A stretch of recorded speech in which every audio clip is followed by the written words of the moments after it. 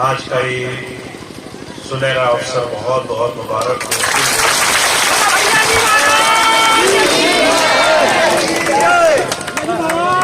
बुजुर्ग कहा करते थे, ये शरीर हरि का मंदिर है, इसमें परमात्मा वास करता है,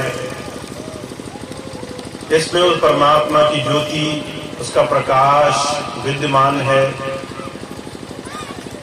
और ये प्रकाश उस परमात्मा का अंदर का स्वरूप हमें जीते जी मिले, इसके लिए हमें किसी गुरु की आवश्यकता होती है।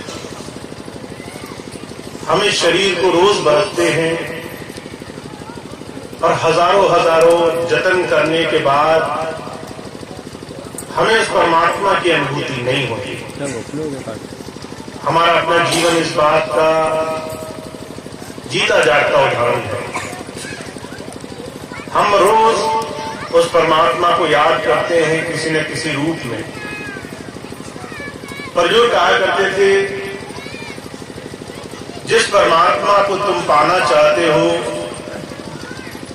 जिस प्रभु की तुम्हें तलाश है, जिससे तुम्हारी विनती है, पुकार है,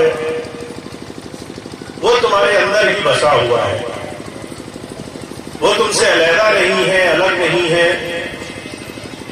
उसे ढूंढने के लिए तुम्हें कुछ करना नहीं है। तुम्हें अपने शरीर की कीमत, इस शरीर के सच्चे औचित्य को समझना है। महाराज जी बड़ी सुंदर मिसाल फरमाया करते थे। अगर किसी साधक को देखो जो बाहरी रूप में किसी मंदिर में जाता है, तो वो मंदिर की बड़ी सफाई रखता है, उसको बड़ा साफ सुथरा रखता है, कभी उसमें कोई गंदगी नहीं आने देता, कभी उस मंदिर में कोई अपवाद, कोई विकार, कोई बुरे साधन बनने नहीं देता। और नतीजा ये है, वो उसे बड़ी पवित्रता से, बड़े ऊंचे स्तर पर बाहरी रूप में परमात्मा की भक्ति का केंद्र मानता है। पर जिन सब जीवों को परमात्मा ने मनुष्य का शरीर बख्शा है, उस शरीर में वो परमात्मा कैसे मिलेगा? महाराज जी कहा करते थे, जब तक इस शरीर से हम तमाम विषय, विकार, गंदगी अपने जीते जी निकालने का प्रयास न करें, तब तक परमात्मा की भक्ति, उसकी प्राप्ति के सारे जतन बेकार हैं। भौतिक रूप में अगर हमें दुनिया की कोई एक चीज भी मन मुताबिक ना मिले, तो हम संसार में बड़े दुखी घूमते हैं।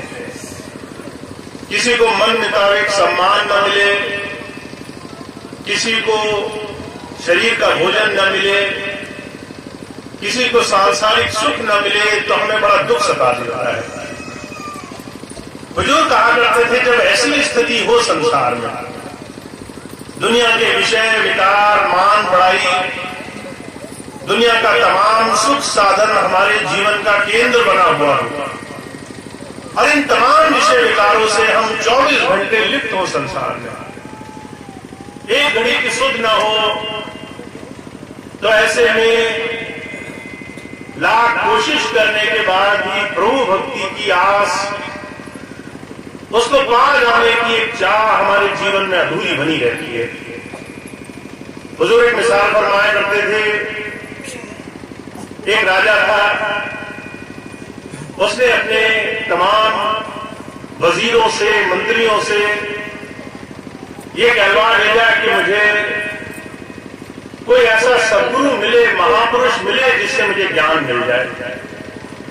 और अगर ज्ञान नहीं मिला, ज्ञान देने में कामयाब नहीं हुआ, तो फिर मैं उसे बख्शूंगा नहीं। तो वो महापुरुष थे, कहने लगे, मैंने तो कुछ भी नहीं पाया, मुझे कुछ नहीं आता। राजा बड़ा आश्चर्य में हुआ कि लोग इन्हें महात्मा कह रहे हैं, और ये कहते मैंने कुछ नहीं पाया।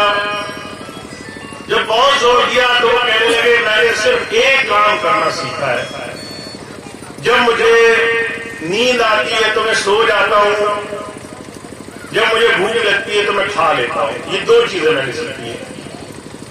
अब ये बात सुनी तो राजा कहने लगा, ऐसी तमाम बातें जब जोड़ते हुए तो महापुरुष कहने लगे मैंने बस एक बात सीखी है, अगर मुझे भूख लगती है तो उसके बाद मैं फिर कोई चीज नहीं देखता। जब मैं भोजन करता हूं सिर्फ मैं भोजन करता हूं, ना मेरे मन में ख्याल आते हैं, न मन में विचार होते हैं, न मन में कोई और बात होती है।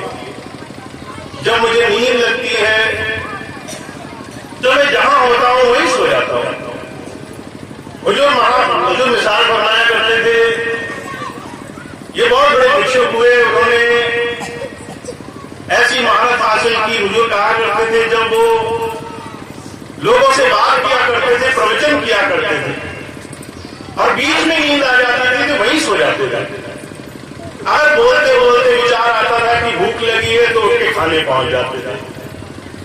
हुजूर कहा करते थे संतों महापुरुषों की अवस्था क्या है, वो एक वक्त में हजारों चीजों में लिप्त नहीं रहते। ऐसे में जब कोई संत के पास जाता है और अपना दुख कहता है कि मुझे उस प्रभु की प्राप्ति नहीं हो रही, तो कई बार हम इस बात को समझ नहीं पाते। महापुरुष कहते हैं शरीर को हरि के मंदिर की तरह देखो, ये शरीर हरि मंदिर है, इसमें सच्चे की ज्योति। इस शरीर को परमात्मा की बड़ी भारी देन मानो, कुछ समय के लिए तुम्हें मिला है। इस शरीर में दुनिया के कर्तव्यों का निर्वाह तो तुम्हें करना ही है। शरीर से जुड़े हुए कर्म निभाने हैं, खाना पीना है, सोना जागना है, फिर इससे जुड़े हुए रिश्ते नाते निभाने हैं। पर साथ साथ इस शरीर में उस परमात्मा की खोज करना भी तुम्हारे जीवन का बहुत बड़ा लक्ष्य है। अगर तुमने इस शरीर में उस परमात्मा को नहीं खोजा तो फिर चाहे दुनिया की तमाम चीजें मिल जाएं, ये तमाम चीजें भी संसार में हमें उस सनातन सुख को प्राप्त नहीं करा सकती। हुजूर मिसाल फरमाया करते थे सिकंदर बादशाह का। सिकंदर के मन में ख्याल आया कि दुनिया की धन संपत्ति, दुनिया का बड़ा सा बड़ा राजपाट मुझे मिले तो मेरी बड़ी ख्याति होगी, सुख मिलेगा। और इतिहास गवाह है उसने एक नहीं दो नहीं सारे मुल्कों पर लगातार हमले किए, खूब मारकाट मचाई, सिर्फ इस इरादे से की गई।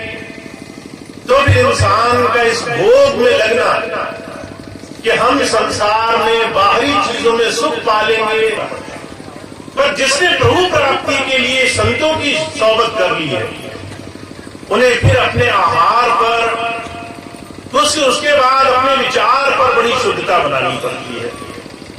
अगर आपका आचरण, आपका खान पीन आपके जीवन के मूल्यों के अनुरूप होगा तो आपके जीवन में भजन से उस परमात्मा के साथ जुड़ने का साधन बनने में कोई देर नहीं है। हुजूर कई बार एक बड़ी छोटी सी बात बड़े सरल शब्दों में बयान किया करते थे।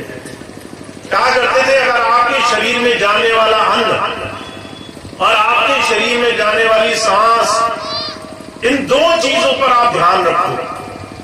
अगर आप जरूरत से कम खाओ और जरूरत से ज्यादा अपने जीवन में स्वस्थता से उस परमात्मा की याद में सिमरन पर ध्यान दो, तो दो चीजें ऐसी हैं जो आपके जीवन में, जिस एक काम के लिए आपने गुरु की संगत पाई, उसमें फौरन लाभ देना शुरू कर देती है।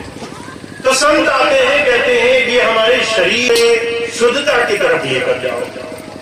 और ये काम जिस किसी भाई बहन ने कर लिया है, जिस किसी प्रेमी ने कर लिया है, उसको फौरन अपने जीवन में इस बात का असर दिखाई देता है। महाराज जी हुजूर के पास नहीं, महाराज के जीवन के बारे में ये बात बड़ी साफ लफ्जों में फरमाई जाती थी कि महाराज जी के पास जब भी कोई कहता था हुजूर मुझे नाम चाहिए, तो वो कहा करते थे तुम्हें दो चीजों को बड़ा ध्यान रखना है। पहला, आपको अपने जीवन में बाहरी रूप पर होने वाले किसी शरीर में मिल जाएगा, पर जिसे सिर्फ बाहरी चीजों की चाह है वो भी सब कुछ पा लेते हैं, पर गुरु ज्ञान से, गुरु के दिए हुए सच्चे नाम से अधूरे रह जाते हैं। तो आप बड़े भाग्यशाली हैं, आपको ऐसे ही गुरु के दिए हुए नाम से जुड़ने का अवसर प्राप्त हुआ है। इस नाम से जीते जी जुड़ करके आप हर एक वो चीज प्राप्त कर सकते हैं जिसकी कभी भी कोई कामना मन में करी हो, जिससे कभी भी जुड़ने की चाह हमारे मन में रही हो, और इसको जीते जी प्राप्त करने का मौका स्वामी जी के चरणों में बैठ करके हमें और आपको मिला है। तो जो भी भाई बहन गुरु नाम से जुड़े उनके लिए बड़ा सुनहरा अवसर है, वो अपने तमाम साधनों के, और ये तमाम बातें उसी दिन हमारे जीवन में असर आती हैं जिस दिन हम कथनी से करनी की तरफ अपने जीवन को चलाना शुरू करते हैं। तो आप हम बड़े भाग्यशाली हैं, स्वामी जी का ऐसा सुंदर नाम मिला है। बहुत कुछ जीवन में आध्यात्मिक स्तर पर जीवन में प्राप्त करने का अवसर मिला है। जिन्हें गुरु की सोहबत में, उनकी संगत में बैठकर ये लाभ कमाना है, उनके लिए गुरु की दी हुई बात का, उनके दिए हुए छोटे से साधन का जीवन में इस्तेमाल करना जीवन को पूरा करने के लिए काफी है। तो आप इस बात का लाभ उठाएं, ज्यादा से ज्यादा गुरु की दी हुई सेवा में, उनके दिए हुए सत्संग में, उनके दिए हुए नाम की कमाई के साधन में जीवन जोड़ना शुरू करें। और जो क्या करते थे, जिन्होंने ये बात मानी है, गुरु के वचनों पर आचरण किया है, फिर उन्हें किसी और चीज की, किसी और बात की परेशानी नहीं रहती। तो आज मैं इतनी बात आपसे कहता हूं कि आप जिन्होंने गुरु के चरणों में बैठ करके गुरु नाम से जुड़ने का मन बनाया है और उस नाम से जुड़ करके जीवन में इस जीवन को सफल करने का ये संकल्प किया है, उनके लिए जीवन में अभ्यास चाहे थोड़ा सा ही क्यों ना हो, वो हर एक काम से उन्हें मुक्त करके जीवन के सच्चे सुख से जोड़ने वाला है। तो ऐसे नाम की कमाई कीजिए, चाहे थोड़ी थोड़ी सही, रोज रोज गुरु की याद में बैठिए, थोड़ा बाहरी जीवन में साफ सफाई और अपने खान पीन में शुद्धता लाइए, ताकि गुरु की दी हुई इस नाम की दौलत को हम सही मायनों में जीवन में प्राप्त कर सकें। तो ये छोटी सी बात थी जो मुझे आपकी सेवा में रखनी थी। अब इसके बाद मैं थोड़ा सा समय आपका और लूंगा, क्योंकि कुछ चीजें ऐसी हैं जो हमारे जीवन में हमें आध्यात्मिक स्तर पर प्राप्त होती है गुरु की सोहबत में आकर के। प्रभु भक्ति करने के लिए आपको चलते फिरते साधन मिले हैं, आप मानव सेवा में अपना जीवन गुजारा करें, और इसके लिए मान, बड़ाई, प्रतिष्ठा, तमाम मैं मेरी को छोड़ करके जब कोई भाई किसी के लिए सेवा भाव से लग जाता है, उसके लिए आपको जो भी अवसर मिले उसका आप लाभ उठाइए। जो भी मौके मिले सेवा के, वहां पहुंच जाइए। महाराज जी की बात एक कहा करते थे, महाराज जी जब हुजूर बाबा सावन सिंह जी महाराज के सत्संग के लिए जाया करते थे, तो ट्रेन से जाते थे कि शुक्रवार की शाम को वहां पहुंचे और 2 दिन का सत्संग सेवा का कार्यक्रम पूरा करके फिर वापस आए। तो महाराज जी के बारे में बात कही जाती थी, जैसे वो डेरे पहुंचते थे तो एक झोला जो लेकर आते थे वो कहीं छूट जाता था उनका, और वो 2 दिन उनके कैसे गुजरते थे, पूरा समय कहीं न कहीं सेवा में। महाराज जी ने जीवन में कभी नहीं पूछा कि उन्हें कौन सी सेवा दी जाए, जहां सेवा मिली वहां तन मन धन से जुट गए। और महाराज जी के बारे में बात प्रसिद्ध है, उन्होंने कभी सेवा नहीं मांगी कि महाराज मुझे ऐसी सेवा दो जहां मैं एक खास स्थान पर, खास पदवी पर, खास जगह पर बैठकर सेवा करूं।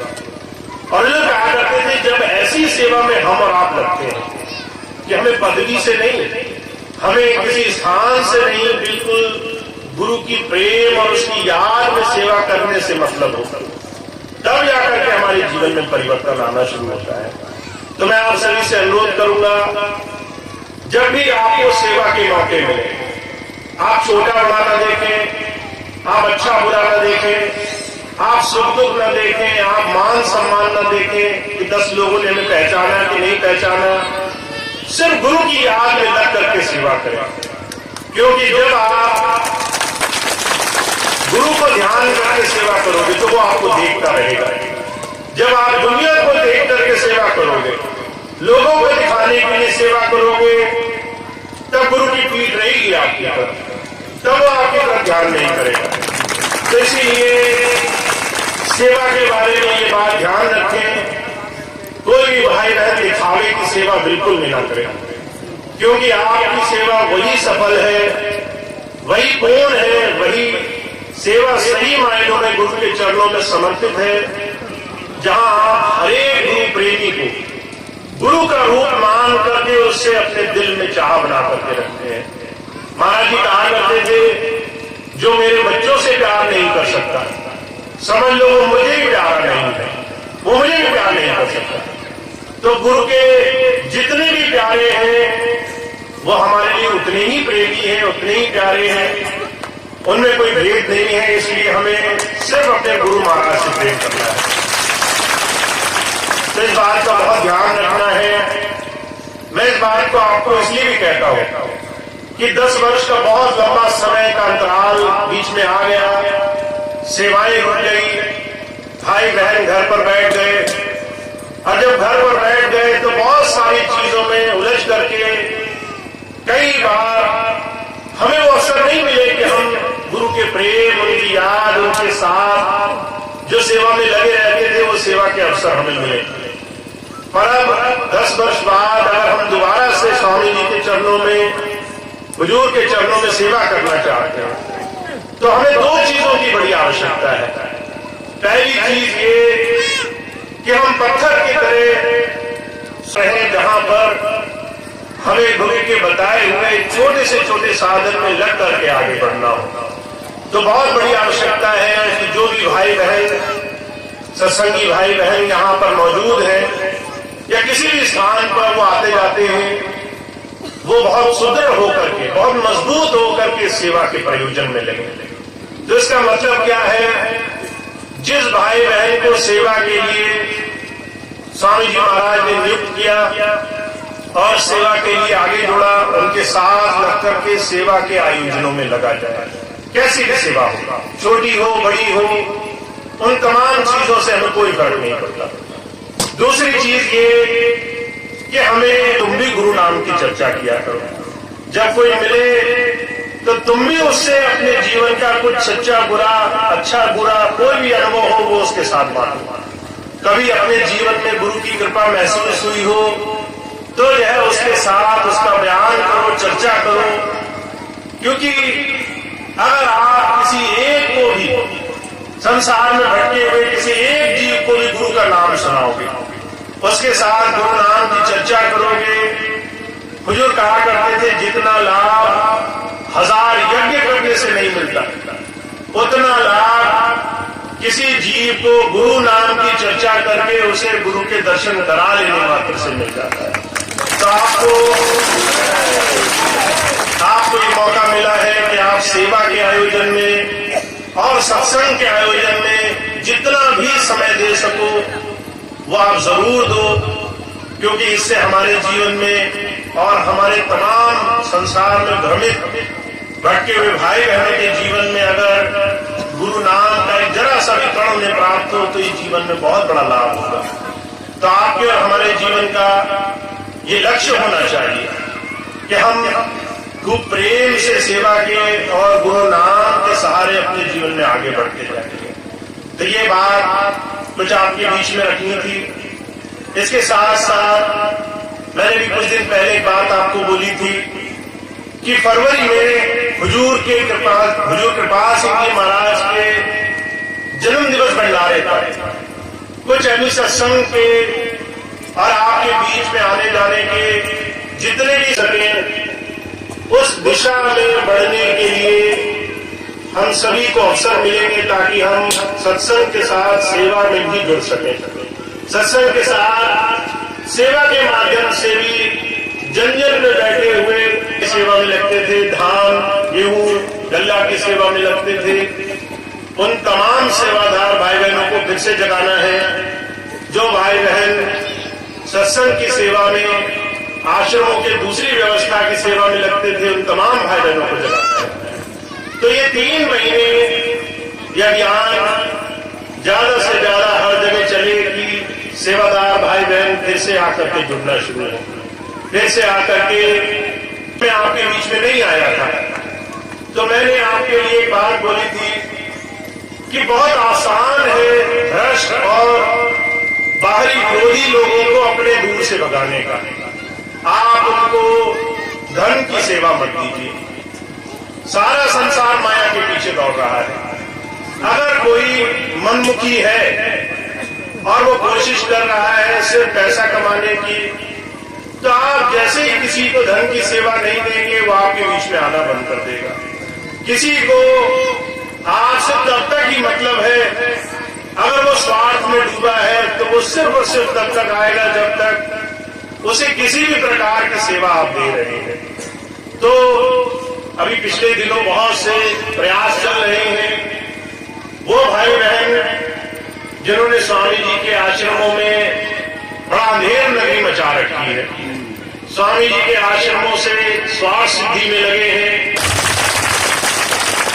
तो सभी भाई बहनों से अनुरोध है कि जिन सत्संगी भाई बहनों को निर्देशित किया जाए, जिनको स्वामी जी महाराज की कृपा प्राप्त हो, जिन्होंने वर्षों वर्षों गांव-गांव में जाके सत्संग किया है, जिन्हें निर्देश हो, उनसे खूब सत्संग कराएं, खुद बैठ करके सत्संग करें। पर जो ऐसे लोग हैं जो स्वार्थ में डूबे हुए हैं, उनसे थोड़ा सा बच करके रहें। ऐसे समय में जो भी इन 2 चीजों का पालन कर लेगा, बहुत जल्दी इस सुधार में, इस पूरी से जुड़ा है, उसके साथ जाकर के सेवा में लगेगा। तो ये छोटी सी बात मुझे आपके बीच में रखनी थी। आज यहाँ के तमाम भाई बहन, तमाम सत्संगी भाई बहन जो इस वक्त मौजूद हैं, मैं एक बार फिर से आपको दिल से आभार प्रकट करता हूँ कि आपने खूब प्रेम प्यार से जुड़ करके सत्संग को सफल बनाया है। स्वामी जी की याद में बैठे हैं, तो खूब खूब स्वामी जी की कृपा आपको प्राप्त हो, ऐसा प्रार्थना, ऐसा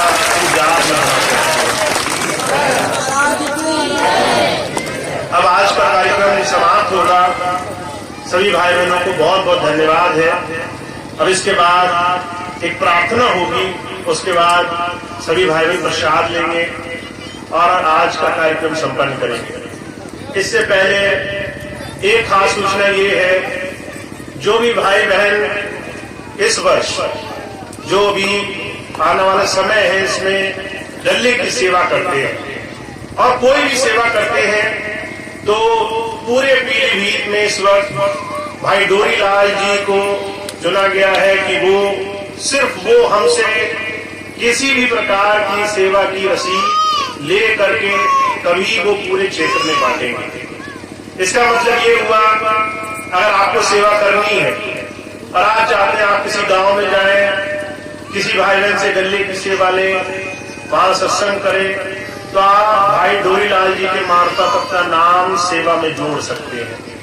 क्योंकि उससे हमें आसानी ये रहेगी कि हर एक सत्संगी भाई बहन चाहे किसी गांव में सेवा कर रहा हो, वो हमारी नजर में रहेगा और उसकी हर एक छोटी से छोटी गतिविधि को हम स्वामी जी की सेवा मान करके देख सकेंगे, समझ सकेंगे।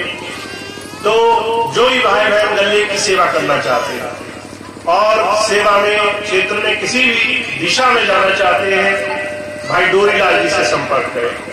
वो आपको रसीद भी देंगे, जो भी बात उन्होंने बताई है वो समझा भी देंगे, और जो भी भाई बहन आगे सेवा के आयोजन में लगना चाहते हैं उनके पास अपना नाम भी नोट करा सकते हैं। तो पहली चीज तो ये कि पीलीभीत क्षेत्र में जो भी भाई बहन इस वक्त गले की सेवा करते आए हैं, भाई डोरी लाल जी से संपर्क कर लें। दूसरी बात यह है कि अगले वर्ष से जो समर्पित सेवा स्वामी जी महाराज वर्षों तक चलाते रहे, जिससे बहुत बड़े बड़े सेवा के काम होते थे, अगले वर्ष फरवरी के भंडारे से वो सेवा के कार्य फिर से शुरू होने पर जोर दिया जाएगा।